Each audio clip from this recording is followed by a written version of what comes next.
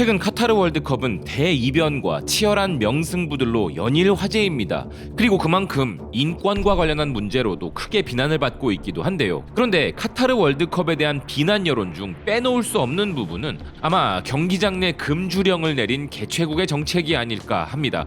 고대 바빌로니아에서 유래되었다고 알려진 맥주, 중동으로부터 시작해 유럽에 뿌리내렸다는 와인 등 인류가 기원전으로부터 즐겨온 부분을 강제로 제어한다는 것이 얼마나 힘든 일인지, 그건 불가능에 가깝다는 걸 여실히 보여주는 부분인데요. 이런 맥주와 와인은 이미 우리에게도 너무 친숙한 것으로 자리 잡았죠. 이 주류들의 경우 그 자체로도 매력적이기에 많은 사람들이 즐겨 마시는 술이지만, 그래도 이들이 다른 술에 비해 더 많은 소비를 이끌어낼 수 있는 것은 맥주와 와인이 가진 이미지 때문이 아닐까 합니다. 세계인들이 모이는 축제, 그것도 스포츠 현장에서는 왠지 맥주를 마시는 것이 당연한 룰인 것처럼 만들어진 이 이미지의 위력은 개최국에 대한 원망으로까지 이어지는 위력을 가지고 있는 것이죠. 기름진 음식을 먹을 때라면, 친구들과 놀 때라면, 파티를 할 때라면, 우아한 레스토랑에 왔다면 등등 맥주와 와인이 어울리는 자리, 맥주와 와인이 어울리는 음식, 맥주와 와인이 어울리는 사람들이라는 이미지까지, 이런 이미지의 위력은 상상을 초월하는데요. 그럼 이런 이미지는 어디서 온 것인가 따져보았을 때 우리나라의 경우만 한정시켜 본다면 기업의 이미지 광고와 더불어 다양한 미디어를 통해 눈에 보여진 모습들이 큰 몫을 차지한다고 생각합니다. 자연스럽게 이런 술을 곁들인 식문화를 보여주는 서구권의 다양한 영화와 드라마, TV 프로그램 등은 우리가 그들의 음주 문화를 우리도 모르게 받아들이게 만든 가장 큰 원동력 중 하나인 것인데요.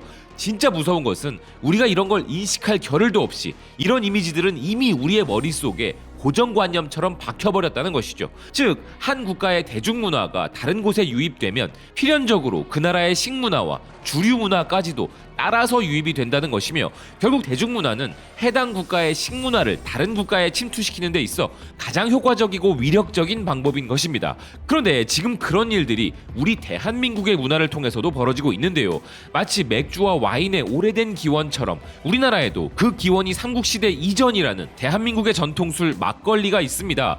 뭔가 막걸리라고 했을 때 떠오르는 이미지는 불과 얼마 전까지만 해도 그 원재료의 영향이 커서인지 농촌에서 참으로 먹는 술, 어르신들이 즐겨 드실 법한 술, 혹은 서민들에게 잠시나마 안식을 주는 저렴하면서도 배부른 술이라는 것이었는데요.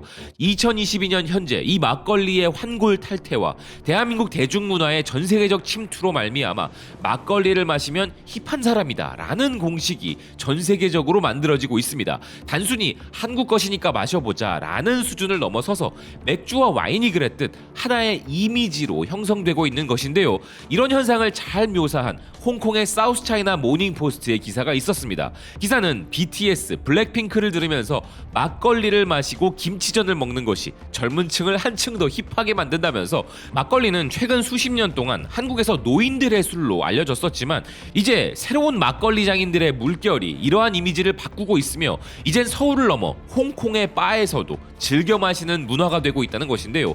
수세기 동안 전통적으로 집에서 양조되어 온 막걸리는 20세기 이후 공장에서 대량 생산이 되었지만 숙취가 있다고도 알려져 있었고 노인들이 즐기는 싸고 오래된 술이라는 이미지도 있었으나, 이제 한국의 막걸리 양조장은 이런 이미지를 바꾸려고 노력하고 있으며 전통적 뿌리는 간직하면서도 현대적 재해석으로 의미를 부여하고 있다는 것입니다. 아울러 이렇게 막걸리가 변화되고 있는 큰 차이점 중에 하나는 바로 패키지인데요. 전통적인 막걸리 병이 아니라 미니멀한 병에 아름다운 디자인은 물론이고, 막걸리는 점점 더 고급스러운 이미지를 만들어가고 있다는 기사는 막걸리의 최대 장점 중 하나로 다양성을 꼽고 있었습니다. 실제로 우리나라에는 지역별로 대대로 내려오는 전통주와 막걸리가 있었는데요. 이제 이런 강점들이 현대적 재해석을 통해 부활하여 막걸리의 매력이 배가 되고 있다는 것이죠.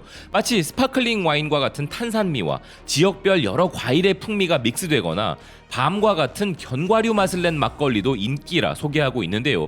호주의 식품 전문 매체 굿푸드 또한 지금 떠오르는 주류 문화가 바로 K-포얼스라면서 현재 호주의 주요 소매상들이 한국의 소주, 복분자주 및 한국 술의 비중을 2배로 늘리고 있고, 이런 한국의 주류 문화가 한국의 최신 문화 수출 품목이라 전하고 있었습니다.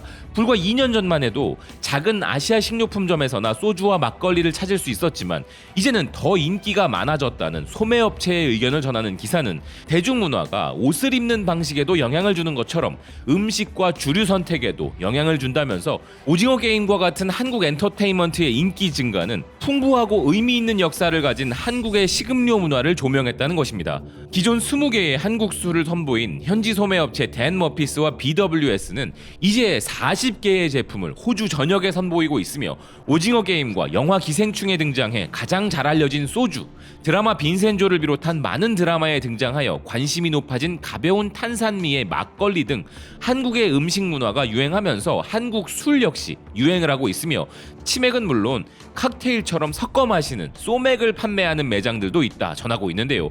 그리고 마치 와인을 마실 때 우리가 페어링을 따지면서 특정 와인과 잘 맞는 음식을 고르는 것과 마찬가지로 한식의 다양한 각각의 메뉴와 가장 잘 어울리는 한국 술은 무엇인가 따지는 것도 함께 유행할 정도로 외국의 소비자들이 우리 술을 즐기고 있다는 것입니다.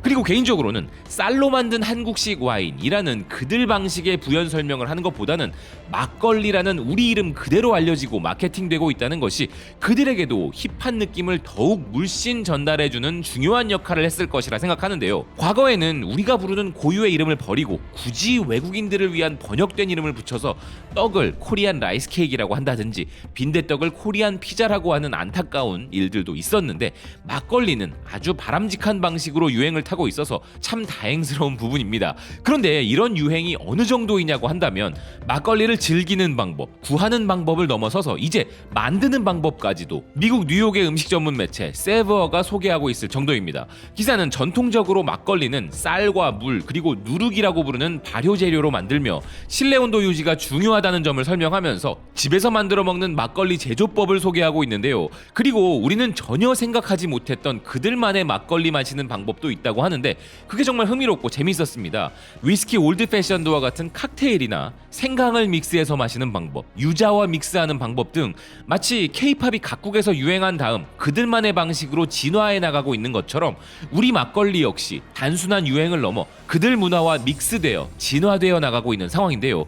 그럼 앞으로 이 한국의 주류 문화가 얼마나 더 파급력을 가질 것인가에 대해서 영국의 주류 전문 매체 더 드링크 비즈니스가 전망한 부분은 눈여겨볼 만했습니다. 기사는 한국의 드라마, 음악, 영화 등은 물론 현재 전 세계 금융 중심지에서도 한식당이 인기이며 옥스퍼드 영어 사전에 추가된 새로운 한국 단어만 26개라면서 한국 문화는 세계 최대의 새로운 수출 사업이 될 수 있다는 견해를 전하고 있는데요.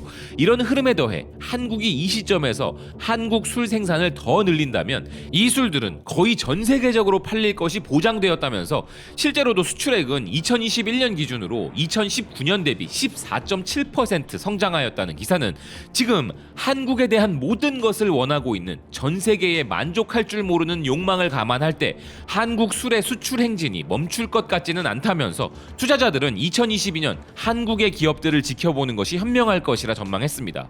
과거에는 소주가 위스키나 와인에 비해 향과 맛이 나빠 혹평을 받은 적이 있었다는 기사는 이를 과일향이나 다양한 믹스 제품으로 해결하여 국제적으로 더 잘 팔리고 있다는 부분도 소개했는데요. 막걸리의 세계화에도 역시 전통 방식에 더해 다양한 변화를 주는 것이 큰 전략이 되는 셈입니다.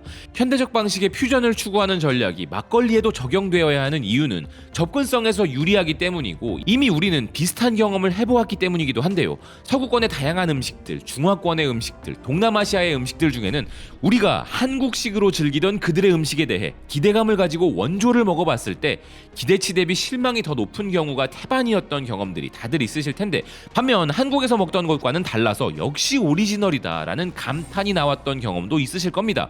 마찬가지로 다양한 퓨전식 막걸리의 유행은 즐기는 방식의 다양성이라는 무기가 될 수 있는 것인데요. 해외에서 외국인들이 처음으로 막걸리를 접할 때 막걸리가 우리 방식대로 즐겨질리 만무하지만 결국 약간 퓨전이 가미된 방식으로라도 막걸리를 계속 마시면서 그 매력을 알아가면 알아갈수록 더 오리지널로 접근해보고 싶다는 욕망은 점점 더 강해질 수밖에 없을 것이기 때문입니다. 그리고 지금의 젊은 세대들에게 막걸리가 힙할 수 있는 이유는 최근 생겨나는 막걸리 매장들만 봐도 알 수 있는데요. 과거처럼 막걸리라고 하면 전통시장이나 전집 등에서만 볼 수 있는 술이 아니라 강남과 같은 최대 번화가의 럭셔리한 인테리어로 전략적 접근을 하는 기업들이 많이 나타나면서 막걸리 이미지의 고급화가 급속히 이루어지고 있습니다. 그리고 우리나라 젊은 층들의 트렌드는 전 세계적인 트렌드로 이어진다는 것은 입증된 공식이기에 우리의 젊은 층이 만족할 법한 막걸리의 변화가 일어난다면 이는 전 세계로 자연스레 퍼져나가게 될 것인데요. 이미 전 세계로 퍼져나가고 있는 우리의 전통주 막걸리가 한국 막걸리를 먹어줘야 힙하다라는 이미지를 통해 전 세계가 보편적으로 즐기는 술이 되었으면 좋겠습니다. 시청해주셔서 고맙습니다. 또 뵙겠습니다.